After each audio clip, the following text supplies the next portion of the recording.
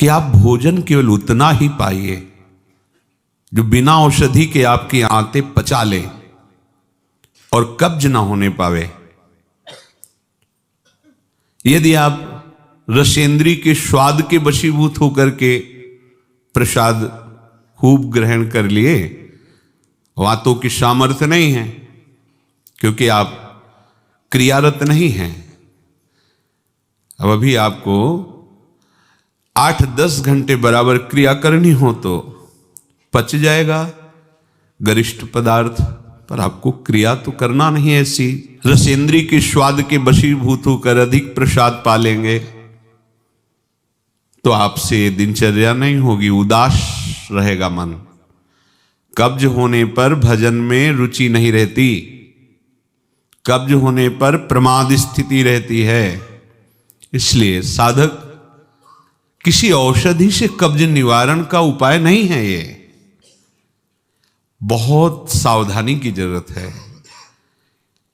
ये बिल्कुल सहज सरल बात आपको बता रहे हैं। यदि कब्ज रहित होना है तो प्रातः काल उठ करके सबसे पहले भगवद स्मरण, गुरुदेव को प्रणाम, वृंदावन को प्रणाम, संतों का स्मरण, फिर पानी को गर्म कीजिए। आधा लीटर, पौन लीटर, 1 लीटर, 1.25 लीटर, जितनी तुम्हारी पीने की सामर्थ्य है। रुचि नहीं कह रहे, पी सकते हो। ऐसा गर्म नहीं, चाय जैसा, हल्का गर्म करके और वज्रासन में बैठ करके आराम आराम से पीजिए। 15 मिनट वज्रासन में बैठकर धीरे धीरे पीजिए। थोड़ा टहलिए उस पानी पीने के बाद, फिर सो जाइए। आप अगर 1-2 दिन की बात हो तो आप कि चलो हमें वहां लघु शंका जाना पड़ेगा, पानी नहीं पीते हैं, तो आप बीमार हो जाएंगे। आंतों को जरूरत है मल रहित होने की, नहीं वो इतनी हीट पैदा करेंगे कि आपके गुदाद्वार में रोग हो जाएगा, आपको गैस बनने लगेगी, एसिडिटी, आपको कई परेशानियां आ जाएंगी। फिर आप भजन क्या करेंगे, सत्संग क्या सुनेंगे। साधु की, उपासक की, साधक की एक दिनचर्या होती है। ऐसा नहीं होता कि मनमानी आचरण। आपकी दिनचर्या सही नहीं तो आपका भजन कहां से सही होगा। आपका जब पेट साफ रहेगा तो आप आराम से प्रसन्न मुद्रा में भजन कर सकते हैं। आपकी आंतों की सामर्थ्य ये समोसा, चटनी और ये मूंग का हलवा, ये विविध प्रकार के पदार्थ पचाने की नहीं है। ये उनकी है जो बहुत मेहनत करते हैं, किसान हैं, सेवा कार्यरत हैं। आपको तो बस मूंग की दाल या घिया की सब्जी और 2 रोटी प्राण पोषण के लिए चाहिए। प्रसाद पाने के बाद आपको लगे कि मैं अभी 2 रोटी पा सकता हूं, इतने में बंद कर दो, क्योंकि हमें पानी भी इसमें डालना है, वायु के लिए भी खाली रखना है, पूरा यहां से नहीं ठांस लेना है। इसके बाद तुम घूमो वैद्यों के पास कि कब्ज है, पेट में गर्मी है, धातु रोग हो गया है, ये सब लक्षण तुम्हारी प्रमाद स्थिति के हैं। मनमानी आचरण। भागवतिक सत्संग के साथ साथ आपकी शारीरिक दिनचर्या के भी सत्संग हुए हैं। ऐसा नहीं कि ऐसी बात पहली बार बता रहे हैं। कब्ज रहेगा तो स्वाभाविक वीर्यपात हो जाएगा। आप गलती के आचरण करेंगे तो नस नाड़ियां इतनी शिथिल हो जाएंगी कि बिना किसी प्रयास के वीर्यपात हो जाएगा। नाना प्रकार की मन की जो वृत्तियां हैं उनको रोकने के लिए पहले हमें थोड़ा शरीर को स्वस्थ रखना है। स्वस्थ रखने का मतलब चर्बी बढ़ाना नहीं है। हल्का भोजन, साधक हो आप, प्रभु के भोग में सब कुछ बन रहा है, वो पा रहे हैं, उनकी महिमा है। हम इतना ले लेते हैं, प्रसाद भी हो गया, अपना जीवन यापन करते हुए भजन कर रहे हैं। कम भोजन, बिल्कुल कम नहीं, पर कम भोजन ये हमारी आध्यात्मिक शक्ति को बढ़ाता है। अधिक भोजन सात्विक हो तो भी तमोगुण बन जाता है। दूध सात्विक है, आप थोड़ा लेंगे सतोगुण प्रकट करेगा, और आप अधिक मात्रा में ले लेंगे, वही सतोगुण बढ़ाने वाला तमोगुण बढ़ा देगा, प्रमाद स्थिति ला देगा। पेट साफ नहीं हुआ और डालते चले जा रहे हो तो क्या होगा, आंतों में वो जलन, ताप ऐसा पैदा होगा कि प्लास्टिक की तरह कड़ा हो जाएगा मल, और वही आपके फिर गुदाद्वार रोग और भी कई तरह के रोग आप समझते नहीं। अरे भजन करने के लिए हमें जो अध्यात्म में चलना है, हमारी ये शरीर रूपी गाड़ी स्वस्थ होनी चाहिए। प्रारब्धवशात अचानक कोई भयानक रोग आता है, वो हमें प्रभु सामर्थ्य देते हैं, नाम भगवान सामर्थ्य देते हैं हम जिनका जप कर रहे हैं। लेकिन हम प्रमाद स्थिति में, तुम इनको पदार्थों को अच्छा समझते हो क्या? प्राण पोषण के लिए केवल जरूरत है, और ऐसा मत समझे कि अच्छे पदार्थ खा रहे। काहे को तुम मन की चक्कर में फंस रहे हो? संयम से चलो। पेट नहीं साफ हुआ, भोजन नहीं पाना मत। खीरा ले लिया, मूली ले ली, काम चला ले। एक बार दोपहर में पा ले 2 खीरा 2 मूली, बस शांत। प्राण पोषण के लिए हो गया, अपने आप साफ हो जाएगा। सुबह जब पानी पियोगे एकदम साफ हो जाएगा। नहीं, भजन कहाँ है? कहाँ है वो वृत्ति जिससे हमें श्यामा श्याम के सुख वाला बनना है? बस यही दुख में घूमते रहो। फिर शाम के बना, दोपहर के बना, सुबह बना, फिर भी तृप्ति नहीं होगी। मान लो मेरी बात, ये माया की चाल है। साधु अपने शरीर पर शासन करता है, इंद्रियों पर शासन करता है। शरीर को जितनी आवश्यकता बस उतना कठोर बनो। इस बात के लिए, अपने लिए कठोर बनो, दूसरे की पवाने के लिए नहीं। दूसरा तो भगवत स्वरूप मान। अपने लिए, हर साधक अपने लिए शासन रखे। पहले से देख लो, एक दिन पा के देख लो, मेरा 4 रोटी से काम चल जाएगा, बाल भोग की जरूरत नहीं। मत पाओ। जब आपका पेट साफ नहीं तो बाल भोग रुकेगा नहीं, राजभोग रुकेगा नहीं, क्योंकि बर्बाद ना हो जाए ना वो। शयन भोग रुकेगा नहीं। अब वो फूलता चला जा रहा है, क्रम से मल की परत पे परत जमती चली जा रही। आप इनको समझिए। अभी आप परमार्थ के मार्ग में चले हो, आपको बहुत जरूरी शरीर को हल्का और स्वस्थ रखना। नहीं, आपसे भजन नहीं हो पाएगा।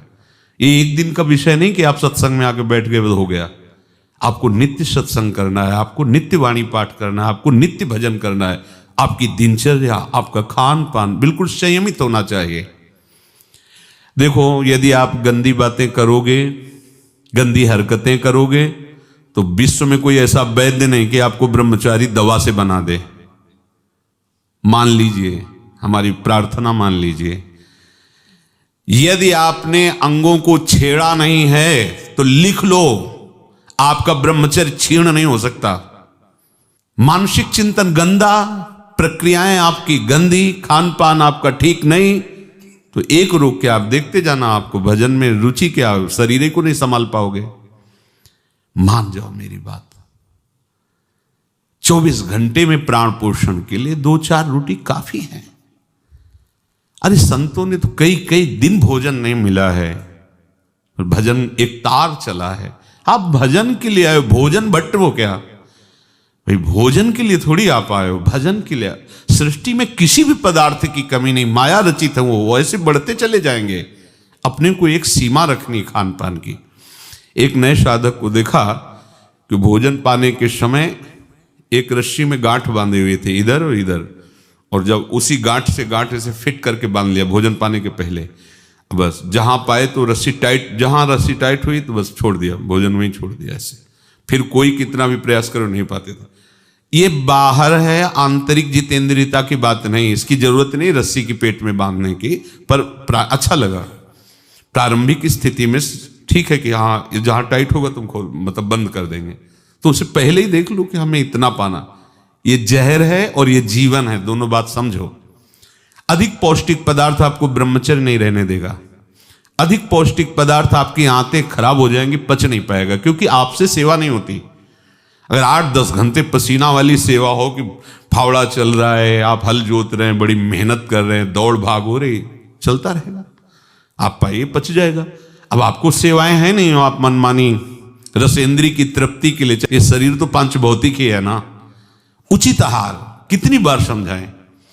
जैसे भोजन आवश्यक है वैसे ही जल आवश्यक है, उतना वायु। ये पेट बना हुआ एक थैली है, तुम नहीं हो पेट, तुम नहीं हो रसेंद्री, तुम नहीं हो भोक्ता।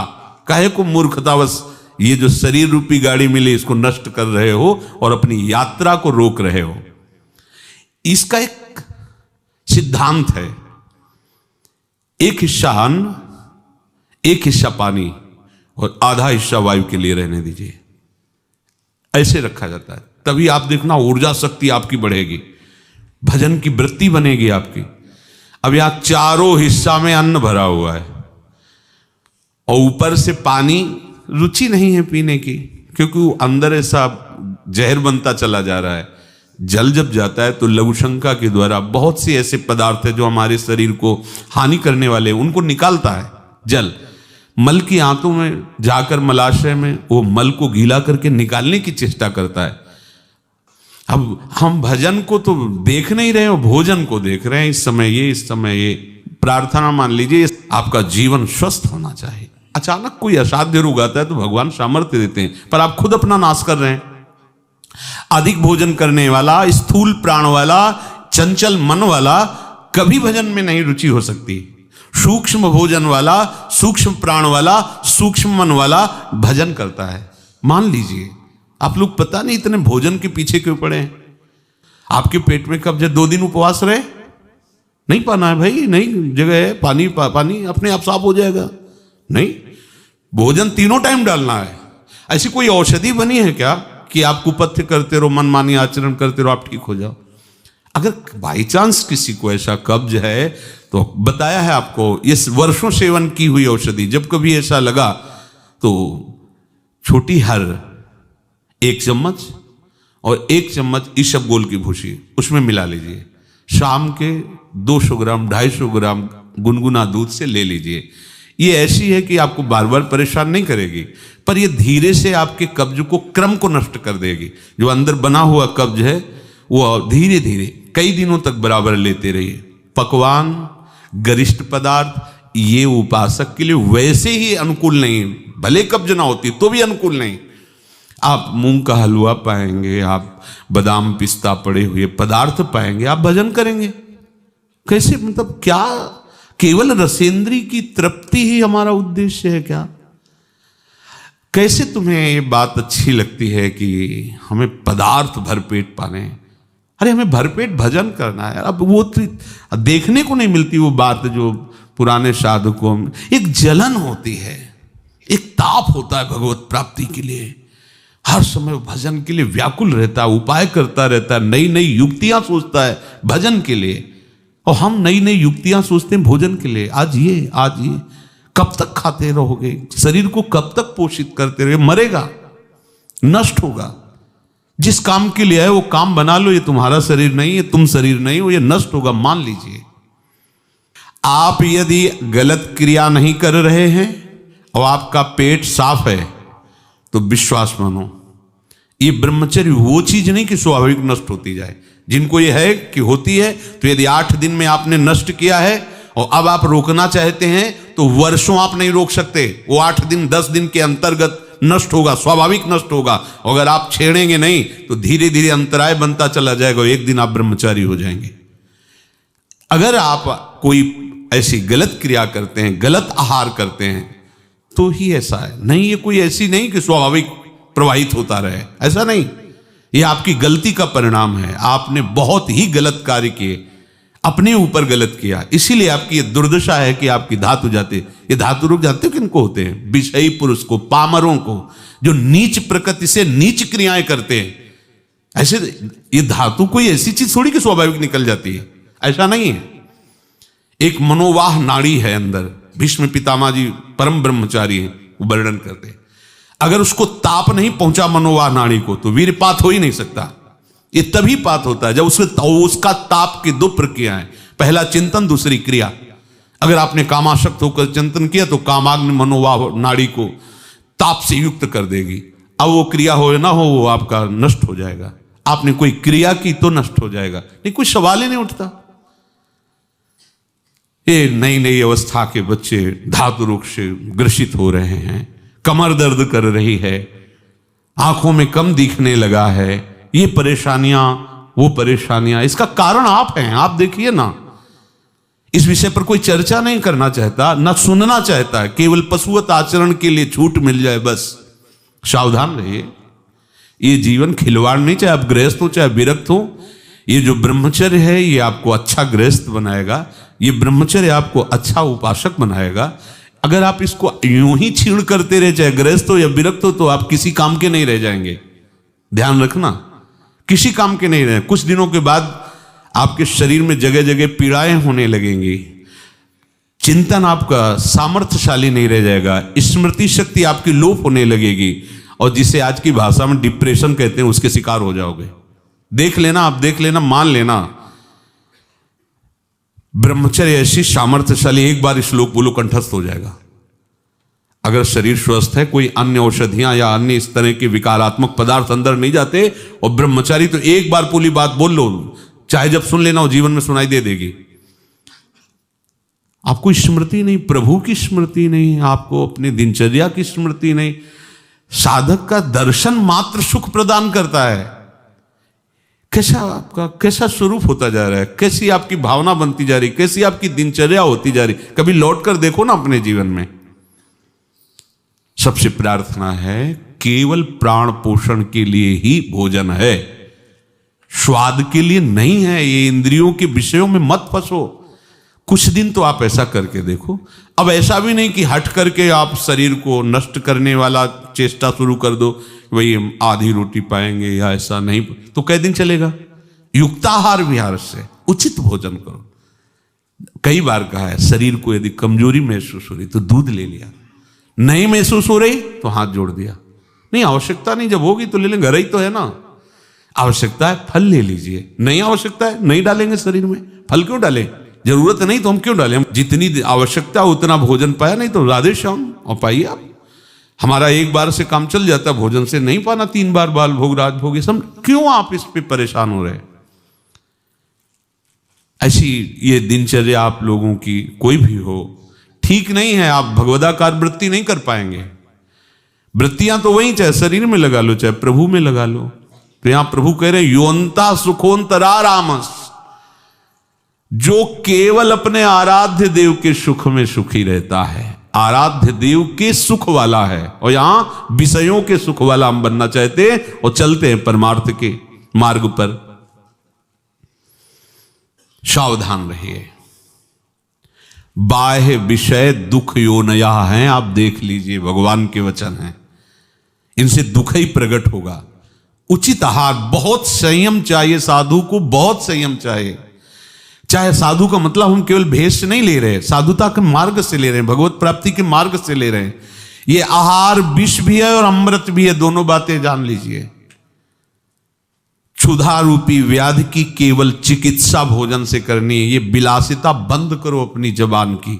बनने को सृष्टि में सब कुछ है, सब कुछ के भोक्ता हो क्या तुम?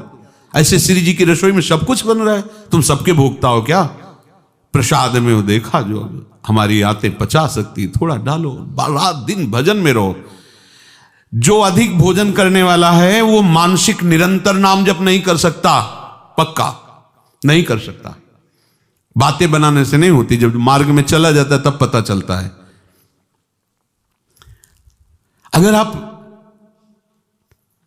अभी सावधान नहीं हुए तो आगे चलकर आपका शरीर और गिरेगा अवस्थागत, और भी रोग आ सकते हैं। फिर आप क्या करेंगे? मन प्रभु में नहीं लगाए तो फिर आप क्या करेंगे? गया ना जीवन। हमें वर्तमान में अपनी साधना का फल देखना है। आगे भगवत प्राप्ति होगी, प्रेम में डूबेंगे, वो प्रभु जाने। हमें वर्तमान में ये फल देखना है कि मेरा हर समय भजन होता है कि नहीं होता। जो उपासक केवल भगवत सुख में मगन रहता है, हमारा सबसे बड़ा साधन का फल है स्मृति। निरंतर हमारा चिंतन, चेष्टाएं, मनन, कथन, श्रवण मेरे प्रभु का ही होता है कि नहीं। प्रमाद स्थिति वाला कर सकता है। पेट बढ़ता चला जा रहा है, चर्बी शरीर की बढ़ रही, उठने झुकने में परेशानी, भजन करोगे? ये ऐसा क्यों हो रहा है? बिना आहार के हो रहा है क्या? अभी चलो आप ठीक से, अभी सूख जाओगे, अपने आप सही हो जाओगे, तुमको कोई दवा खाने की जरूरत नहीं है। आपका तप बढ़ेगा, आपकी पवित्रता बढ़ेगी, आपका तेज बढ़ेगा, आपका भजन बढ़ेगा। अल्पाहार करो, शांत प्रसन्न रहोगे। देखो ना, जब पेट साफ हो और शरीर स्वस्थ हो, शांत एकदम, मन बुद्धि एकदम सतोगुण में स्थित है, आनंद आ रहा है, 2 रोटी दोपहर के ले ली, 2 रोटी शाम के ले ली, खूब भजन करो। बनने को कुछ भी बने, यही तो खास बात है। हर वस्तु उपस्थित है, लेकिन आपको केवल अपने जीवन पोषण के लिए लेना है। यह थोड़ी कि सब कुछ है। यही आपकी जितेंद्रियता की परीक्षा है। जो अच्छे पदार्थ बने उनकी अच्छी भावना मत रखो, वो तुम्हारे भजन के नाश का कारण बनेंगे। ये हम अनुभव की बात कहते हैं। थोड़ा ले लिया, कभी बाई चांस वाली बात अलग है। थोड़ा गुलाब जामुन बट रहे, 1 रख, मन कह रहा 20, 1 रख दीजिए बस। पहली बार कह दिया, अब दोबारा हमसे मत पूछना। कोई पदार्थ थोड़ा रख लिया। आप ये बात को समझो, ये प्रवचन में कहने की बातें नहीं, पर इसलिए समझा रहे कि जैसे घर के सदस्यों को तो ऐसे हम आपको बता रहे, घर के सदस्य जैसे ये बहुत आवश्यक है। ये भोजन जहर भी है, अमृत भी है, दोनों बातें समझ लो। ये आपका जो समय बर्बाद हो रहा है ना, नींद, प्रमाद स्थिति, निरंतर भगवदाकार वृत्ति ना रहना, ये सब इसका मूल कारण आपका आहार है। कई दिन भोजन नहीं मिलता साधुओं को, ऐसा नहीं कि ऐसे कहीं डाउन मिले, ऐसा नहीं होता।